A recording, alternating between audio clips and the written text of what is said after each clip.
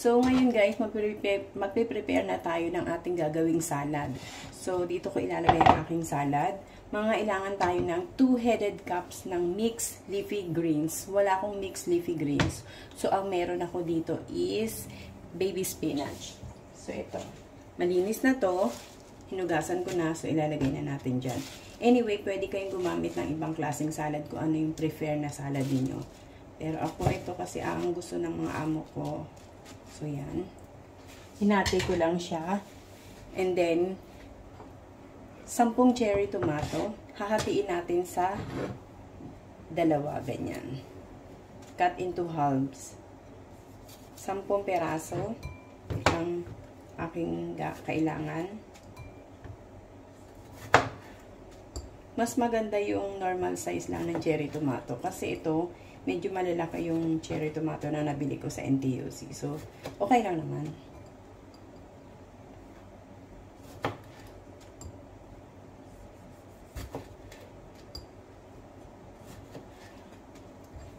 And then, mangangailangan din tayo ng 1/4 na red onion. Mas maganda guys sa salad ang red onion. Pero kung wala naman kayong red onion, yung normal na ano lang, yung white onion. Pero kasi ang ginagamit sa pang salad talaga is red onion.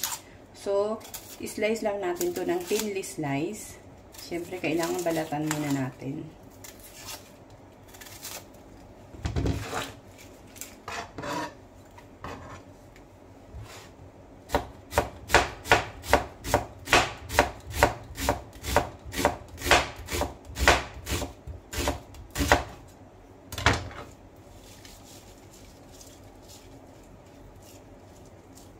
Yan. Ganito lang kanipis guys. Ganito kanipis ang pag-ano ng red onion para kasi di ba ang red onion masyadong matapang. So, ganyan ano lang, hiwa lang ang dapat.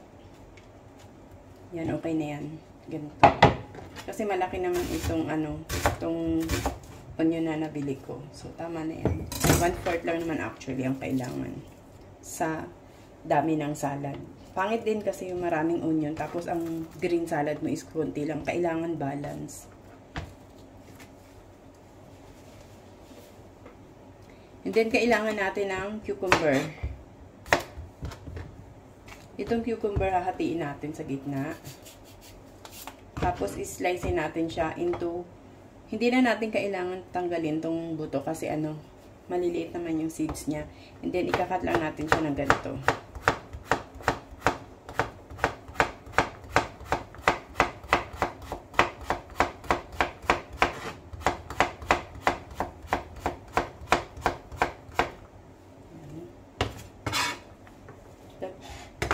Ubusin natin yung isang medium size cucumber lang naman to. So, mas maganda sa salad ang maraming cucumber.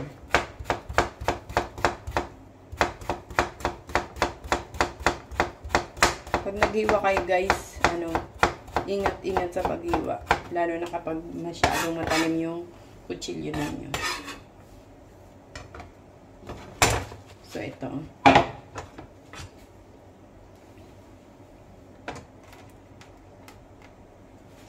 And then, mangangailangan tayo ng 1/4 cup ng cilantro at saka ng mint. So, ito yung mint.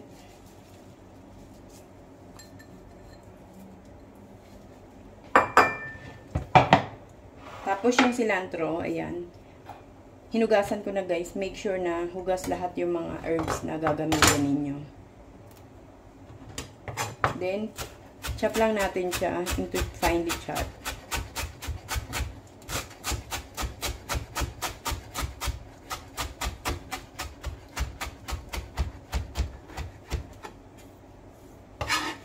Then, lagay natin.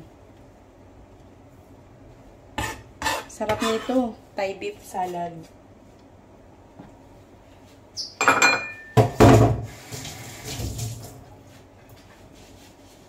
So, ito na yung salad ko na i-prepare. Ngayon naman, gagawa naman tayo ng dressing nitong salad na to.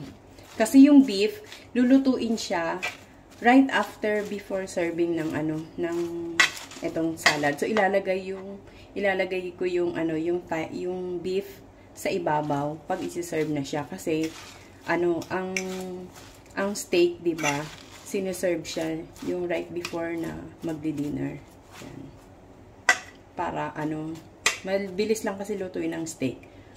2 minutes each side. So, ito na yung aking salad. Then, i-set aside muna natin. Gawin naman natin yung dressing. So, ito na yung aking dressing. Ang kailangan natin sa dressing is red chili. This is what you call bird's eye chili. So, mga 5 peraso or 6 kasi gusto naman nila ng maanghang.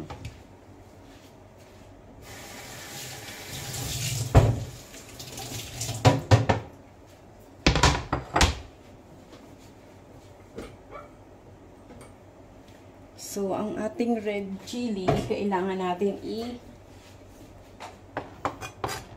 finely mince natin. Masyado itong maanghang.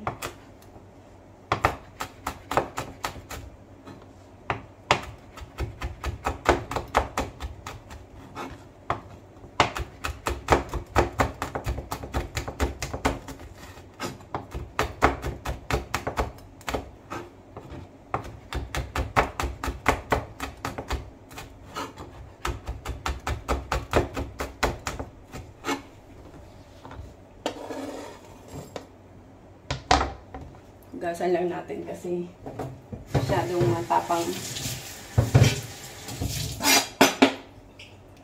matapang tong chili na to. And then ang ating minced garlic.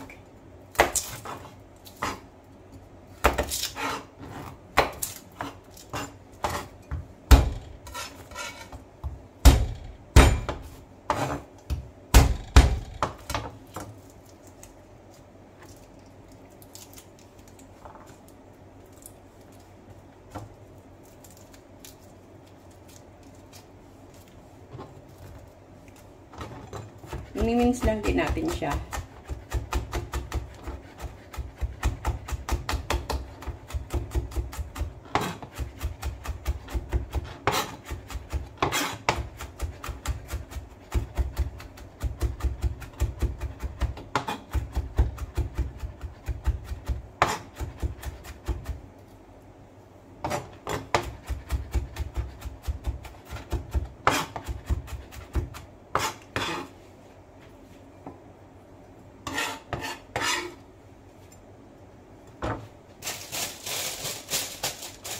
Then, mangangailangan din tayo ng cilantro stem. Yung stem lang ng cilantro, guys. Yung ito lang, oh. So, yan lang kukuhanin natin. Hindi yung leaf.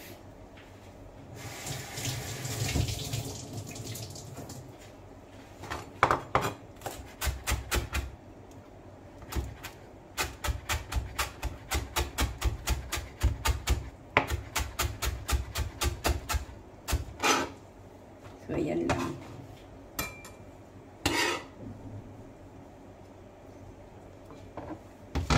And then, small pinch of kosher salt. Kung wala kayong kosher salt, table salt or pink Himalayan salt, okay lang yan. And then, 1 tablespoon of grapeseed oil. 1 tablespoon ang kailangan natin. Half tablespoon lang to. Okay.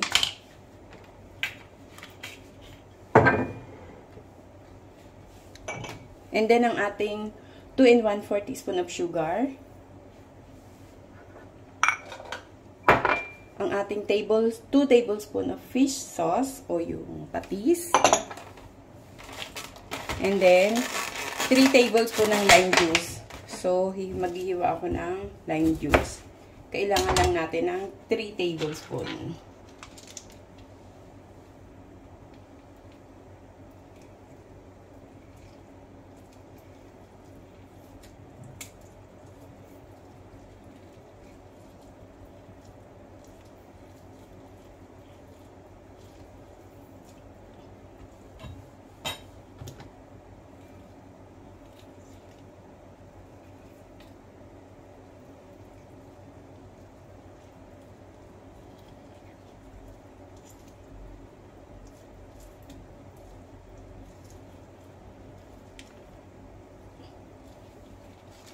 Okay na yan.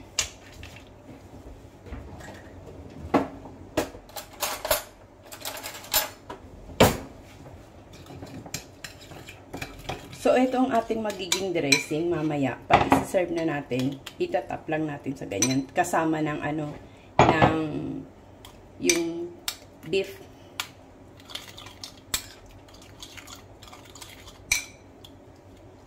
Kailangan ito mapulang-mapula eh.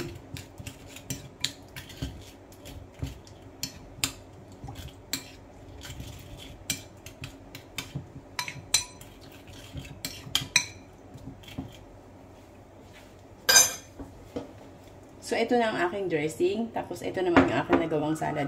Mamaya, pag naluto na ang... Lagyan ko ng ground peanut.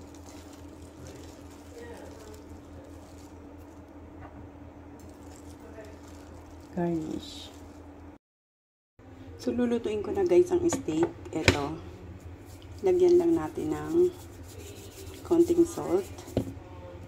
And then, this one. Black pepper.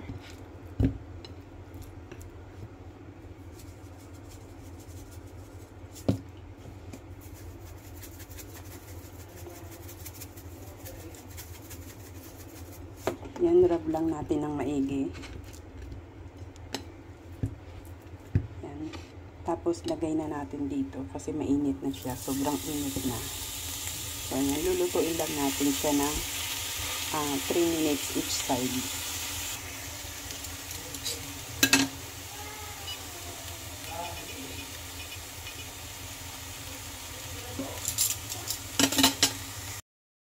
So, babalik pa rin na natin guys.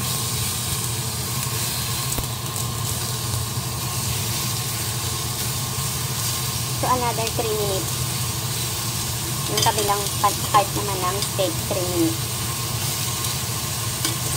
Ang steak naman hindi kailangan lutong-luto. Medium doneness lang gagawin natin sa steak. So, ganito lang guys ang steak. So, luto na yan. Yan, luto na yan. Ngayon, hiniwain ko siya ng maninipis. Ganyan na hiwa. Maninipis lang.